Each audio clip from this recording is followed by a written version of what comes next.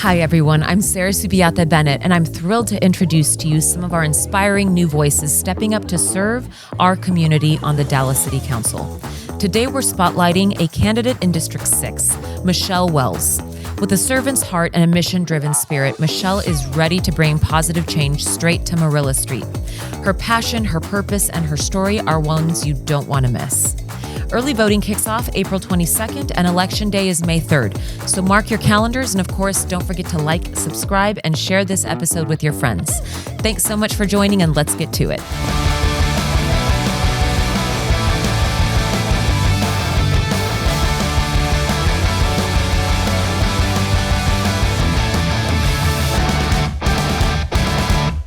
Machelle, thank you for being here with me. I know that you are one of several candidates for the District 6 City Council position. Yes. How do you feel about that?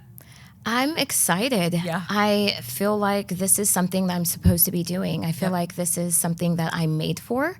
And I'm excited just to make an impact. I know different residents that I've talked to, especially in the community that I live in, they are pumped that I'm running. And so I'm just here just to be a voice. And I believe that you're onto something because there are so many candidates in your race. I've received messages from several people about you in particular, which is why out of all those people, I thought, okay, I need to interview this Machelle. She seems I appreciate that.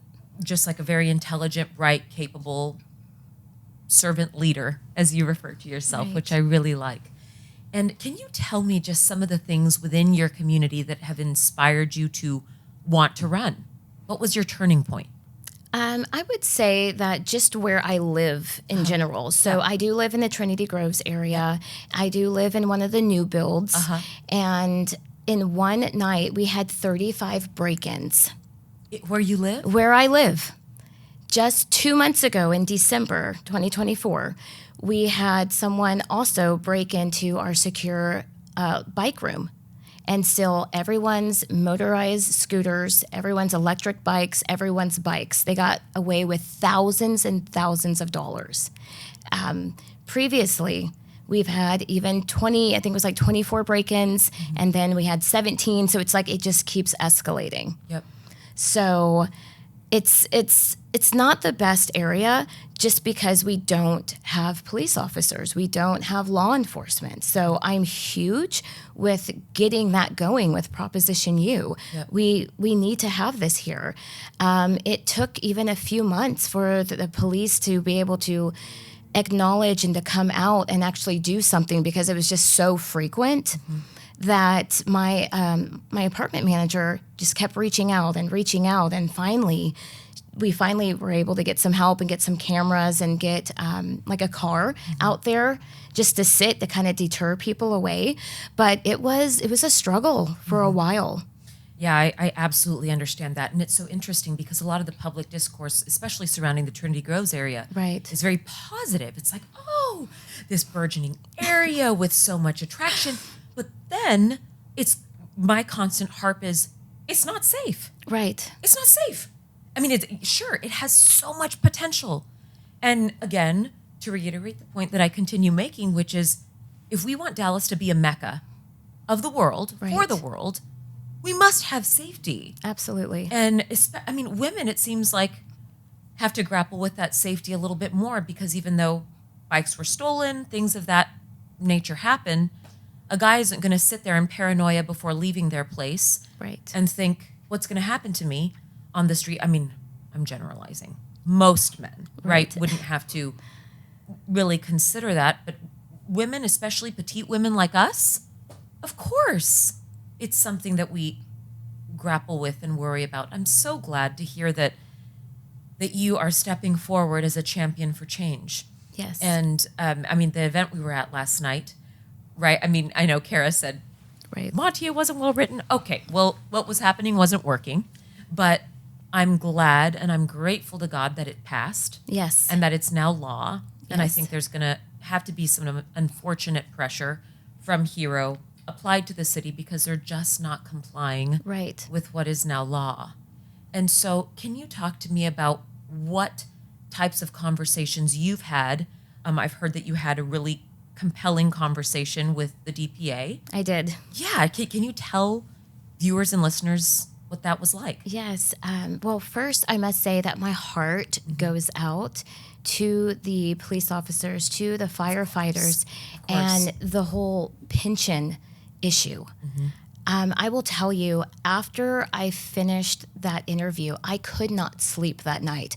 I tossed, turn, maybe slept 2 hours because I was so just heavy-hearted that they have been struggling and fighting on their own, essentially. Of course. To be able to provide for their families. And no one has their back. Exactly. And it's just mind-boggling that you can hold a city position when you say you're supposed to be for the people and do nothing for the people that barely even get really paid for anything for the amount of what they do. I mean, they're like bodyguards for us in the city.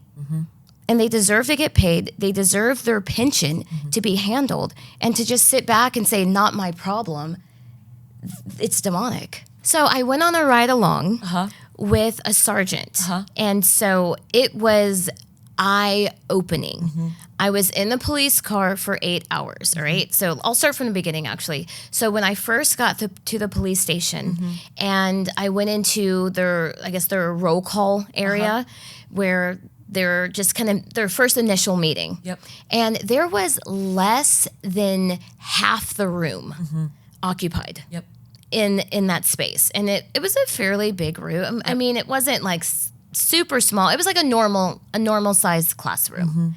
And I was just surprised. We really don't have that many police that were going for that 2 to 10 p.m. shift. And so I got to the police car and they showed me the screen and how they answer calls.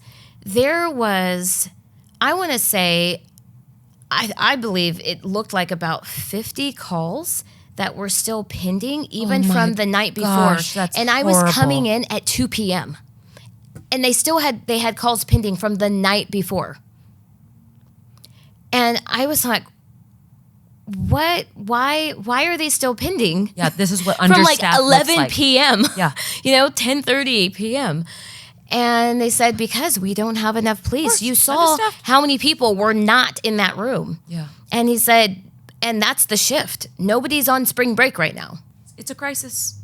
And you heard Kara last night talking about how so many people are going to be retiring, leaving the force. And she's like, we are facing a problem, a big problem.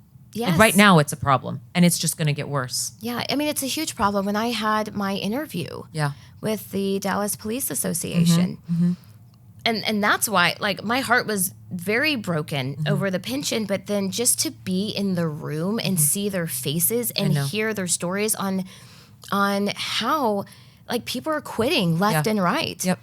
And their back is against the wall, and they don't. Why do they want to work in those conditions? Exactly, and they don't know what to do. Yeah. And I literally, I could feel, like, my face started getting hot. I could feel the emotions start to come. I wasn't in like full blown tears, but it was creeping.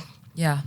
And one of the things that they did one of the comments that I received was, I know this doesn't necessarily like affect you, but it affects us. And so I let them say what they had to say, but I was like, hold on a second. Yeah. I was like, I know you don't know me and you're used to all these other candidates coming in here because they want to win. Yeah. That's it. Yep. And I said, but it does affect me. It affects me emotionally. Yep. You not, being here affects me. Yeah. But what do you believe drives you? What kind of stories from your past do you think have built you and shaped you to stand in the fire more than most? Well, I would say even just recently, I just got out of ICU 7 weeks ago. Yep. Oh, I had... I'm sorry. Yeah. And so, just a wild story, but I'd been really sick for the last, I think it was like 7 months before I ended up having surgery and they found out what was going on. But I had 46 fibroid tumors removed. from my body, and I still have it. I have a C-section cut, Yep. and it's still healing. Yep. I basically bled to death for the longest time, not knowing that I was essentially dying. And then end up going to the hospital, having 4 blood transfusions. And that's kind of when I found out like what was going on. I had a lot of internal bleeding. So end up scheduling a surgery within a couple of months after that, but still needing to preserve my life, going back and forth from home to the hospital, staying at the hospital, getting hooked up to machines just to save my life. Yep. And so even in the middle of all of this, I really felt in my heart that I needed to run for office because enough was enough. And if not me, then who? Yeah. Yeah, I have a lot of tumors in my body and they need to come out, but I came out of ICU swinging. And I will tell you this, that whenever I was in there, because surgery kind of took a turn for the worse, that's why I ended up in ICU. Sure. I ended up having to have more blood transfusions, but I was getting text messages like, you should just quit. This is maybe God's way of telling you to stop. But I will tell you, I remember it vividly. It was about 3 a.m. The nurse came in to give me my second bag of blood. And I heard in my spirit, run the race set before you. And I knew I can't quit. Yep. And it doesn't matter what it looks like. It doesn't matter that recovery is going to take months. It doesn't matter any of that. I mean, I really just started campaigning maybe 4 weeks ago because I could barely even get out of bed. Sorry. I mean, it was a struggle just to get down to City Hall to file. Yeah. I'm sorry. But that is what drives me. And then here I am standing, I'm talking. You have to keep going and again, it's my faith. I get that, and entirely. I've always just kind of had an internal engine as well. And I'm sorry that you've been battling that, but I pray that you continue to find the strength to march forward and proceed forward because, yes, people are sick of it. People are sick of it.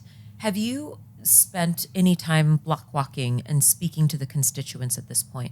Yes, I've done a lot of block walking and a lot of speaking, and it's the same thing over and over again that people don't feel safe. Yep. They want to be able to have children, especially the younger generation that has moved into my district. And I've literally been told by a woman that just found out, she's a lawyer, just found out that she was pregnant. And she said, I want to be able to have my baby here, but I don't know if we can stay in this house, in this area. We have gunshots going off. Yep. I hear them too. I thought they were fireworks in the beginning. We have gunshots going off. I don't feel safe that my kids would be running around. And it's a big issue. Another thing that I hear, specifically also from the Black community, is that they feel forgotten. Of course. They feel that nobody hears them. Nobody has their voice. And they're just kind of overlooked because the ones I've spoken to live in Section 8 housing. But they're still people. That's right. They still deserve respect. They still deserve the same things. Can you tell me a little bit about what you know, at least at this point, has happened within your district's leadership as it exists today, and how you believe that they have not adequately represented the constituents in District 6? Yes, absolutely. So in District 6, we have a lot of gentrification. So meaning that people are getting priced out of their homes because their taxes have become too expensive for them to afford. For instance, I met a man, we'll call him Mr. Percy, and he lives about 2 streets behind me. Okay. And his taxes went from $400 to $1,200, all within like an unreasonable amount of time. And he told me, he said, I am struggling to be able to pay for where I live. Yeah. I mean, that is a massive jump if you're on a fixed income. Of course. And he's like, my family has owned this house for years. It was like his grandmother's and then his parents, and then now it's his. And he can't even afford to fix the porch that we were standing on. I mean, it was leaning.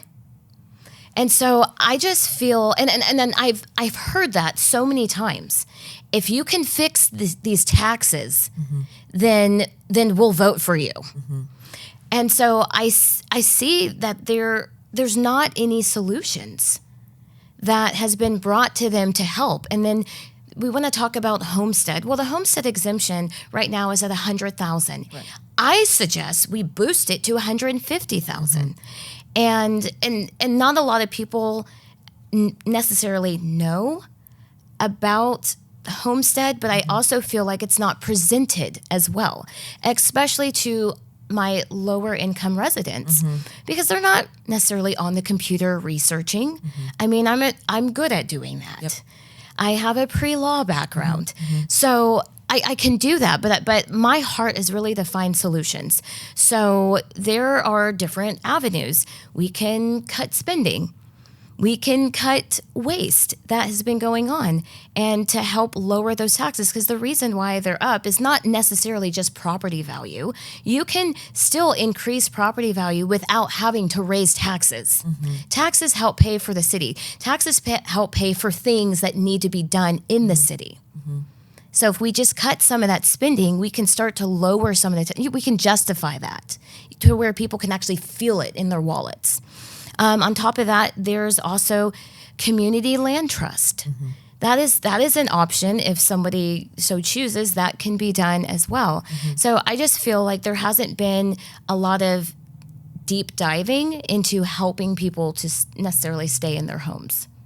How are you telling them your future, your safety, it does not live in your complaints and conversations with me. Right. It lives at that ballot box. Will you promise me and give me your word that you're going to actually get out and vote? Are you having those conversations?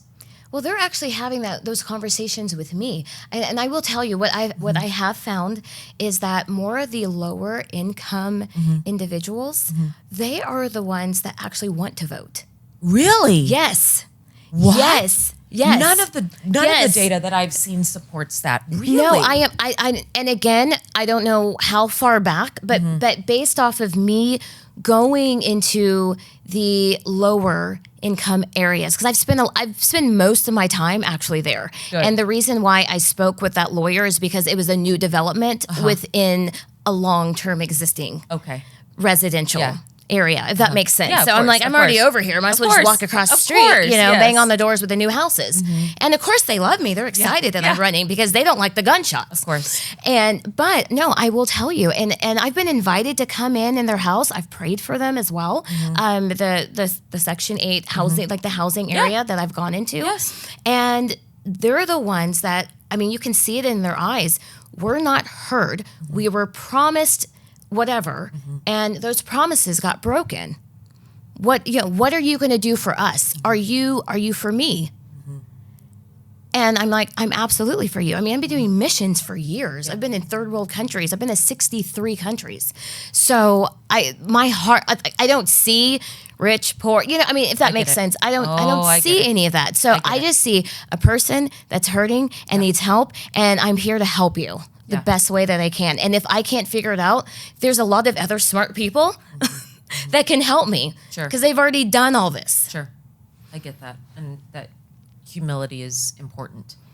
But I love that you have actually done a lot of extensive missionary work. Yes. Because this is kind of a form of that. Right. Because as you know, you would be going and venturing into a battleground. It's different, but it's similar. Right. Can you tell me how you think a lot of that missionary work that you've been a part of will serve you well if you're elected?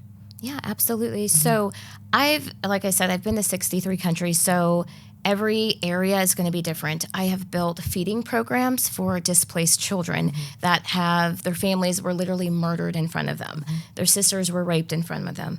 And so just to give them a better life, or at least put food in their belly, I was so moved by that to be able to develop those things. I've gone into over 2,000 communities and have impacted them, starting programs with our youth and our young adults to make sure that they're equipped on how to impact their school, their city, their overall their nation, their area of where they live.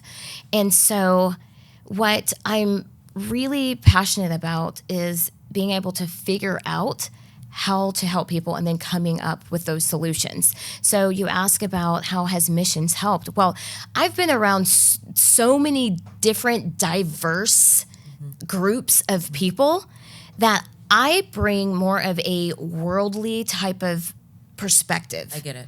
Versus just Dallas, the politics of Dallas. Sure. The politics of even District 6. So small.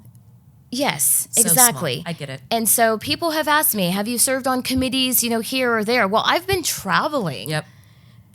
and helping other people. And Yep. it's people they still want shelter. They still need food. They need water. They want security, and they want their children to thrive. Yep. All over the world. That's what they want. Exactly. So you just figure out how to help them in the capacity of that country or in that area. It's a lot easier to do stuff in the United States than it is overseas. There's no money. Exactly. You have to obviously raise funds. And then when you do, there's no guarantee Sure. that what you send support over there system will even work. get there. That's right. At least our customs are a lot better Yeah. in the U.S. Yeah. than it is overseas. Yeah. So having to deal with that and having the wisdom to figure out how to bypass that Yep. is, you don't have to do that here. Yep. So I just feel like it's just caused me to have to think in a more of a reactionary way, sometimes really quickly, to figure out what's going on. Because when you get a call and saying, hey, so they're not going to allow tubs of clothing for the kids to be delivered. Okay. Yeah. Thank you for sharing all of this. Yes. I mean, it has to be circulated. It has to get out. And I think the more of these conversations that we have, getting out into the city, together, I think just arm in arm, having these conversations with people, with constituents who are open to speaking to someone like me, could just be a true change for what's being done. Right. Thank you. Yes. Thank you. Thank you. Thank you for having me. Yeah, of course. Thank you for being here.